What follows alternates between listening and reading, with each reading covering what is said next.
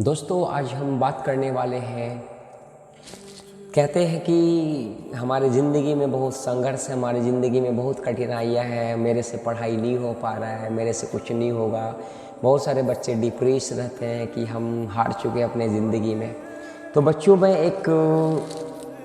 एक ऐसी महिला के बारे में बात करने जा रहा हूँ, एक ऐसे शख्स के बारे में बात करने जा रहा हूँ जिनका नाम आपने ज़रूर सुना होगा। जी हाँ, मैं बात करने जा रहा हूँ जिनका नाम है अरुणिमा सिन्हा। क्या आपने कभी नाम सुना ज़िंदगी में? अरुणिमा सिन्हा। जी हाँ, अगर आपने ज़िंदगी में नाम नहीं सुना तो आज मेरे से उनका स्टोरी, आप उनका जीवनी को मेरे से सुन लो, और इनका जीवनी सुनने के बाद आप अपने आप को समझोगे भाई कि मेरे पास तो दुनिया का सब कुछ है, इसके बाद अपने को क्यों हारना है। तो मैं बात कर रहा हूँ, जी हाँ, मैं बात कर रहा हूँ अरुणिमा सिन्हा का। 2011 में चलती ट्रेन से मुझ में बदमाशों ने एक गोल्ड चेन पहनी थी। चलती ट्रेन से मुझे उठा के बाहर फेंक दिया था। लखनऊ से दिल्ली आ रही थी। कंपार्टमेंट में बहुत सारे, जनरल कंपार्टमेंट था, बहुत सारे लोग थे। किसी ने मना नहीं किया। एक प्लेयर का जो स्पिरिट होता है वो अपने आप, जब कोई छीनने की कोशिश करता कुछ भी, वो देता नहीं है। मेरे में भी था, मैंने मना किया और उन्होंने मुझे चलती ट्रेन से वो 4-5 लोगों ने बाहर फेंका। दुर्भाग्य ये था कि उसी समय दूसरी ट्रैक से ट्रेन आई और मैं उस ट्रेन में टकराई, फिर नीचे गिरी। दोनों ट्रेनें निकल गईं। कुछ देर बाद मैंने हाथ को ऐसे रख के उठने की कोशिश किया तो देखा कि मेरा पैर कट चुका था। थाई को उठा के मेरा पैर ऐसे जीन्स में लटका हुआ था, ब्लड सोर्स खोलने निकल रहा। दूसरे पैर की हड्डियाँ टूट टूट के बाहर निकल चुकी थी। पूरी रात में चिल्लाती रही ट्रैक पे कि कोई बचा ले, कोई नहीं आया बचाने।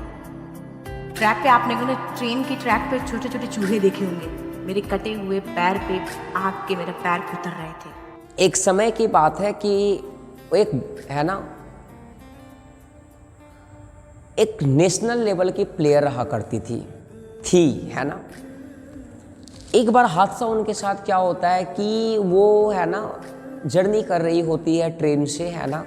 रात का समय होता है और आप भी पता है कि स्पोर्ट प्लेयर होते हैं तो है ना, उनको कभी भी कहीं भी जाना पड़ सकता है ना। तो सडनली क्या हुआ कि उनको कहीं जाना पड़ रहा था, है ना, और उनके गले में एक सोना का चेन था जो वो पहन रखी थी। तो एक बरेली स्टेशन, आपने यूपी में ज़रूर सुना होगा, वहाँ पे हादसा उनके साथ हुआ था। क्या हुआ था, आप मेरी बातों को गौर से सुने। हुआ कुछ ऐसा था कि जैसे ही है ना वो स्टेशन पे है ना, बरेली स्टेशन के करीब पहुंची या अगल बगल इधर गिर्द कुछ दूर तक था बरेली स्टेशन, हुआ कुछ ऐसा कि वो ट्रेन पे है ना चढ़ी, ट्रेन पे बैठी थी, है ना। कुछ गुंडे लोग आए, 4-5 लोग आए, चोर लोग आए, है ना, और उनके गले से सोना का जो चेन था वो छीनने का कोशिश करा। हालांकि वो स्पोर्ट प्लेयर थे तो उन्होंने अपने आप को बहुत डिफेंस करा, बचाने का कोशिश करा। लेकिन सडनली क्या करा, चोरों ने क्या करा, है ना, उनके गले से है ना सोना का चेन को जब छीनने का कोशिश करा और छीनने के लिए कोशिश करा तो धक्का मुक्की हुआ, और उसी समय धक्का मारा है ना अरुणिमा सिन्हा को 4-5 लोगों ने। और सडनली जो है वो ट्रेन का जो गेट होता है, दरवाज़ा, उस दरवाजे से है ना वो गिर पड़ी। और कोइंसिडेंट देखो कि सामने जैसे वो दरवाजा से गिरी, क्या मेन डोर से गिरी, क्या है ना ट्रेन का सामने से एक और उधर से ट्रेन आ रहा था। आप इमेजिन करो, इधर से वो गिरी और सामने से एक ट्रेन आ रहा था, है ना। और जब वो सामने वाले ट्रेन से टकराई और टकराने के बाद आप इमेजिन कर सकते हो तो कि क्या हुआ होगा।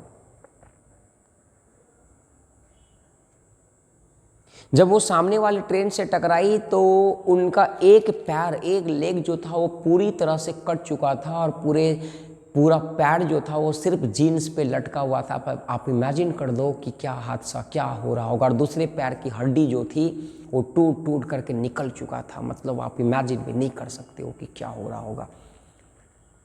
इवन यहाँ तक नहीं, उनका दिमाग जो है, उनका सेंस ऑर्गन काम कर रहा था। कुछ चिल्ला रही थी, आवाज़ नहीं निकल रहा था। वो चिल्लाई जा रही थी लेकिन आवाज़ नहीं निकल रहा था। उनका कॉन्शियस अभी भी था उनके पास, है ना। उनको ऐसा लग रहा था, आप जानते हैं ना रात का समय में ट्रेन के पटरी पे है ना चूहे बहुत आते हैं, तो वो बता रही थी क्या उनके ज़िंदगी में ऐसा हादसा है ना, आप इमेजिन भी नहीं कर सकता है। एक पैर का पूरा पैर एक कट चुका था, जीन्स के ऊपर उनका पैर लटका हुआ था, और एक पैर के सिर्फ हड्डी जो है वो बाहर दिख रहा था। और रात का समय में खून से लथपथ पूरा बॉडी, खून से पूरा लथपथ बॉडी, कोई बचाने के लिए दौड़ा नहीं। और रात का समय में था, तो भाई चूहे जो है उनके शरीर का जो हड्डी था ना, मांस जो था उसके ऊपर आकर के चूहे कुतर रहे। तब आप इमेजिन भी नहीं कर सकते उनको क्या लग रहा होगा, उनके क्या फील कर रही होंगी। वो चिल्लाते रही, कोई बचाने वाला नहीं आया। सुबह जब हुआ तो लोकल लोग, जब गांव के लोग आए तो देखे भाई है ना कोई लड़की है जो एक्सीडेंट में, उनका पैर एक कट चुका है, जीन्स पे लटका हुआ एक पैर का हड्डी निकला हुआ। तुरंत है ना एक बरेली के आसपास, बरेली में एक डिस्ट्रिक्ट हॉस्पिटल है, वहाँ लेके गया। जब वहाँ पे ले गया है ना, तो डॉक्टर लोग बात कर रहे थे, डिस्ट्रिक्ट हॉस्पिटल में बात कर रहे थे, भाई इनके पास तो ब्लड नहीं है, एनेस्थीसिया नहीं है, एनेस्थीसिया हॉस्पिटल में कैसे इनको दिया जाए है ना, ब्लड तो है ही नहीं, इनका पैर को काटना पड़ेगा। तब ये अंदर से सुन तो रही थी है ना, सब कुछ इसका है ना, आँख देख पा रही थी सब कुछ है ना, लेकिन सेंस ऑर्गन से है ना, इन्होंने डॉक्टर को कहा मैं तो रात भर अपने आप से लड़ी हूँ, मैं तो अपने आप को बचाने के लिए पूरे रात भर अपने आप से लड़ चुकी हूँ, तो क्या आप मेरी मदद नहीं कर सकते हो। तो डॉक्टर ने पहली बार इतिहास में कोई डॉक्टर ने अपना ब्लड निकाल करके उनको दिया। थोड़ा सा उनको है ना होश आया है ना, एक पैर को तो लोगों ने है ना काट दिया पूरा है ना। हालांकि वहाँ नहीं, फिर ये धीरे धीरे न्यूज़ बनता गया, नेशनल लेवल की प्लेयर थी है ना वॉलीबॉल की, तो फिर उनको फिर दिल्ली एम्स दिल्ली में एडमिट किया गया स्पोर्ट है ना मिनिस्टर के द्वारा। फिर वहाँ पे 25 दिन के बाद इलाज, थोड़ा सा जब होश आया तो लोग इनके बारे में अफवाह फैला दिए थे कि ये बिना टिकट पे है ना ट्रेन जर्नी कर रही थी, इसी वजह से है ना ये खुद के सुसाइड कर ली। एक से एक लोगों ने इनके बारे में है ना अफवाह फैलाना स्टार्ट कर दिया। आप इमेजिन करो कि वो लड़की जो अपने ज़िंदगी से लड़ रही है, अपने माँ बाप, उनके मामा, उनके मम्मी पापा, उनके घर वाले, उनके सोसाइटी है ना, जो ये चीज़ को जान रहे कि उनका सुसाइड नहीं था, बल्कि उनको कुछ चोरों ने उनको धक्का मार के गिरा दिया था, उनके ऊपर क्या बीत रहा होगा।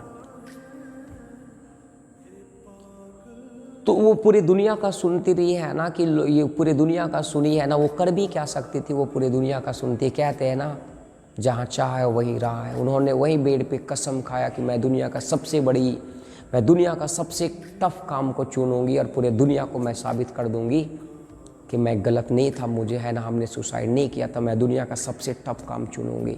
और दुनिया का सबसे टफ काम माना जाता है माउंटेनिंग।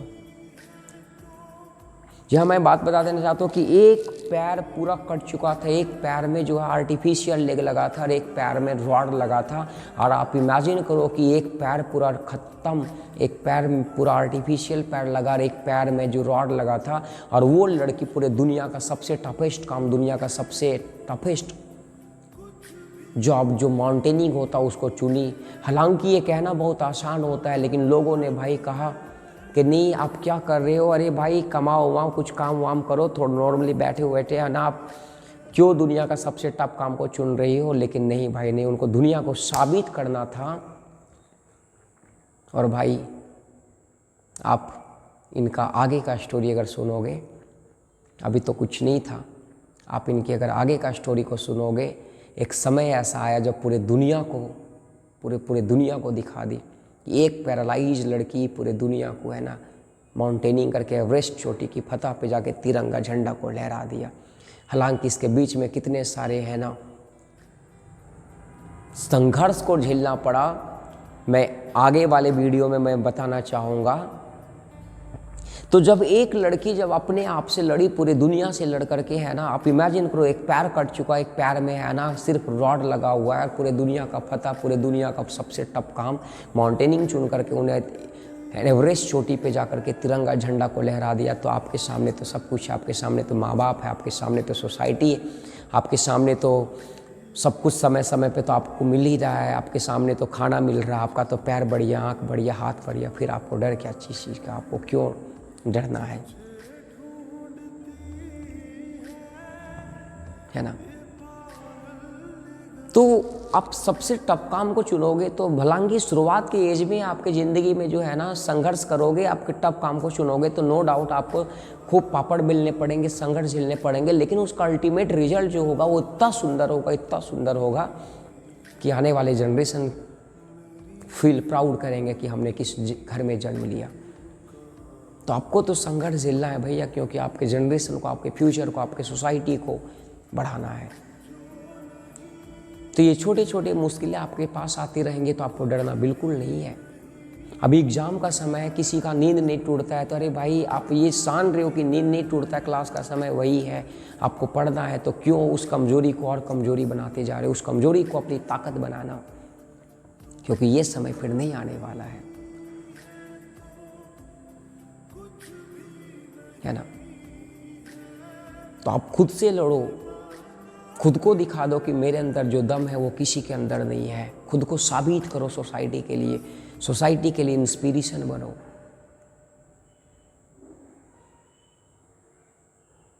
चलो, तो अरुणिमा सिन्हा का आगे का स्टोरी है ना, उन्होंने जब माउंटेनिंग के लिए चुना था तो इसके बाद उनको क्या क्या चीज़ों से सामना करना पड़ा। इतना आसान तो ज़िंदगी नहीं है ना।